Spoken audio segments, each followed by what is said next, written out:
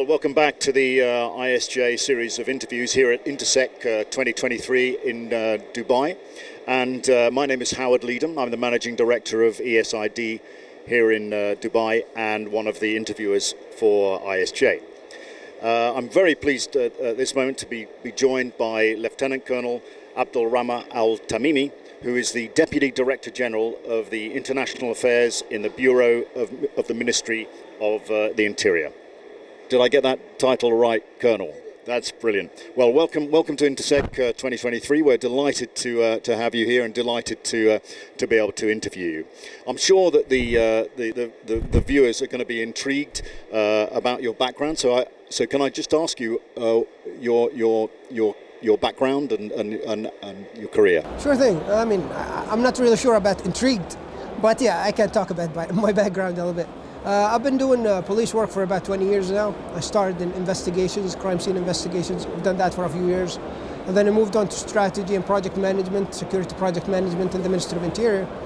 After that, I was working in the child protection, and I've been handling child protection cases and work since 2017. And now I'm working in the capacity of the Deputy Director General of the International Affairs Bureau, which is the international arm, let's say, for the Ministry of Interior, which handles all international, interactions with law enforcement, and that's related to law enforcement that touches on United Arab Emirates and our relationship outside with our partners throughout the world. It's a international crime liaison type function. Is that how you put it? That's one of the jobs that we do. We actually, in the International Affairs Bureau, we have four main departments. We have the child protection as one of the main departments under the International Affairs Bureau, because child protection has an international element to it now. Everything is connected, so that's why it made sense to be under the International Affairs Bureau. Also, we have something called the International Cooperation Department, which is in charge of all the treaties, MOUs, and cooperation and negotiations that happen between us and other law enforcement agencies and entities throughout the world.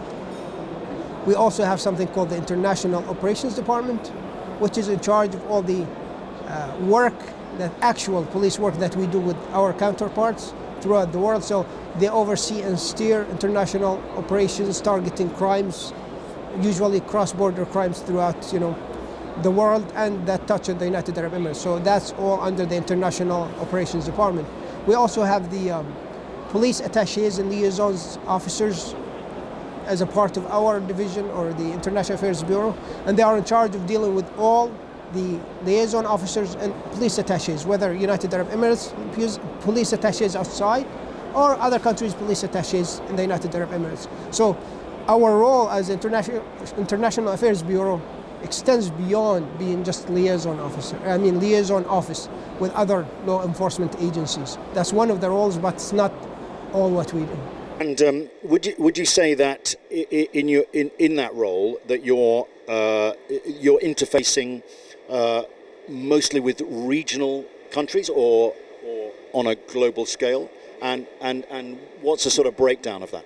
We work with everybody. So we, being a part of the ministry, so we're on the federal level in the United Arab Emirates, so we deal with all the Emirates and all the police forces in the United Arab Emirates. We deal with the countries in the region, whether GCC or Middle East, and we extend our cooperation and work throughout the world. So we work with everybody. Anybody who's outside the country, we work with them. And I've seen recently in the news there's been some very big cases where big cases that have been where the UAE has been integral in catching significant criminal activity. What sort of time span do these sort of big cases typically take? And sorry, one more thing. And what kind of manpower does the UAE have to dedicate to these big cases that get busted? Cooperation and working with partners is a very essential and integral part of law enforcement practices throughout the world. So for us to do better in the United Arab Emirates, we have to make sure that we're working with our partners throughout the world. And international organizations like the Interpol also are a very key player in this kind of international cooperation and building relationships and allowing the transfer of information between different countries, which helps us fighting crimes, substantial crimes, and I guess disturbing major criminal enterprises. For some of the big cases you just spoke about, last week I think or the week before, we have arrested. The UAE led an operation the information was provided by the Interpol and different countries, and we were able to arrest a person who was one of the most, dangerous human traffickers in the world. And that was because of the cooperation with all the other entities, international and internal. So the manpower is always an issue for everybody, to dedicate manpower to deal with a certain issue. And if you're talking about cross-border crimes or issues, that's even worse, because you have to move through different jurisdictions. There are a lot of channels for communication. There's a lot of red tape to be cut through, just to do the work. But cooperating and building those relationships makes work a lot easier, because this crime, whatever crime it is, most of the time it is a crime in every jurisdiction.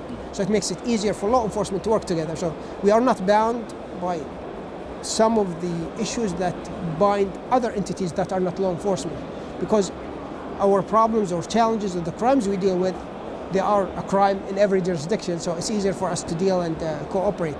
But for us, we dedicate as much manpower, as much energy as needed for the case, based on the case. But I cannot really give you a certain number. I get it. I can't be specific there. One of the things I'm interested in as well is that you referred to the human trafficking element, and we also think of the drugs element, and I would sort of term those as a layman as being sort of physical crimes. But also, the landscape for criminal activity is now electronic, and what I'm interested as well. So what I'm interested in is so far as your viewpoint looking forward. Are these things sort of that you see as equal challenges, or do you think electronics going to take over from the physical, or how do you feel? I mean, there's always going to be a physical part of things. So if you're talking about trafficking humans, people, there will be people that are being trafficked. But the technological part of things and the using technology to facilitate that kind of crime is increasing. It's making things a lot more difficult for law enforcement. So, for example, in the past, before the internet and all these gadgets and the technologies that are available now, most of the crimes have to happen on the ground. They have to happen physically. Somebody has to be there to commit the crime. But now, maybe the mastermind could be in a country far away from all the criminal activities, enjoying the proceeds of their crimes while just using technology to move people around or direct their subordinates to do certain things, certain criminal activities, and they are away from any prosecution or the eye of the law, or that's what they think. So using technology is a problem. Technology is a tool. It is like a pen, it's like a knife, it's like a gun. It's how you use it is based on the person who's in that situation. So a criminal will see technology as a tool to improve their criminal activities. A police officer will see technology as a tool to help them fight crime. So as technology advances, we are facing more challenges. Yes, there are new types of criminal activities that weren't there, that are increasing and coming into being in reality, in real life. So we have to deal with those. And criminals are being more sophisticated, so it's not as easy to be able to monitor them or watch them or surveil them. Also, jurisdictions are almost non-existent right now. Criminals can commit a crime anywhere in the world. They don't have to travel. They can just use the internet and access, whatever resources they want in the other country or another place and commit that crime. So that is a big challenge. For them, it's an enabler. For us, it's a challenge.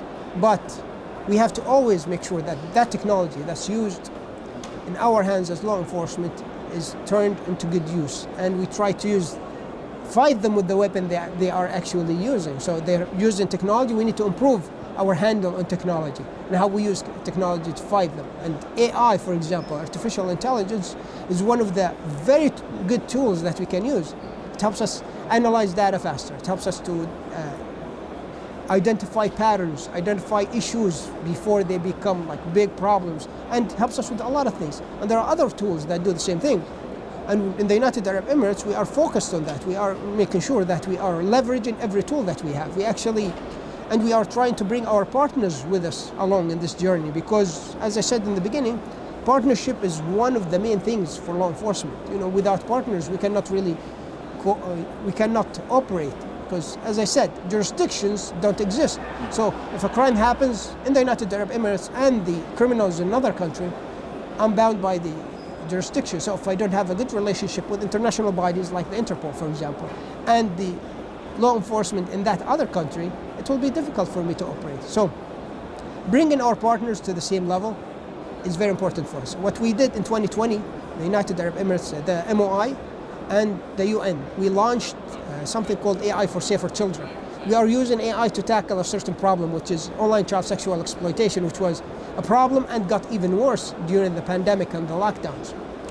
With the lockdown, there's a lot of targeting of children through online space. So there are a lot of reports, a lot more reports than used to be. So it's just the trend went up.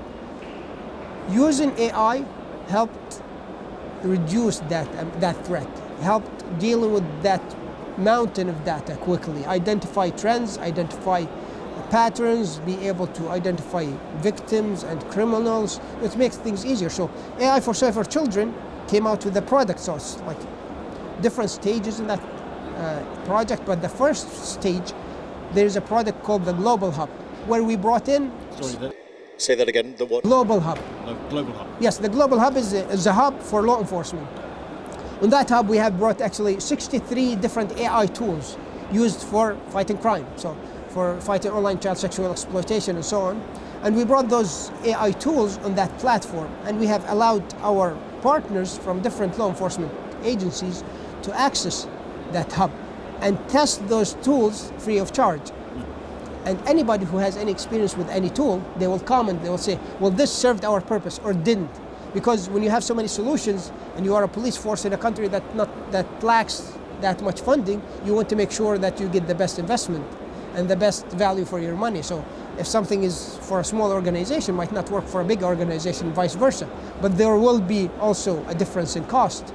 So having all those tools in the same place, getting all these law enforcement representatives and countries to use the tools and comment on them, allows them to choose the best fit, the best AI tools they can use for their own purposes and their own situation.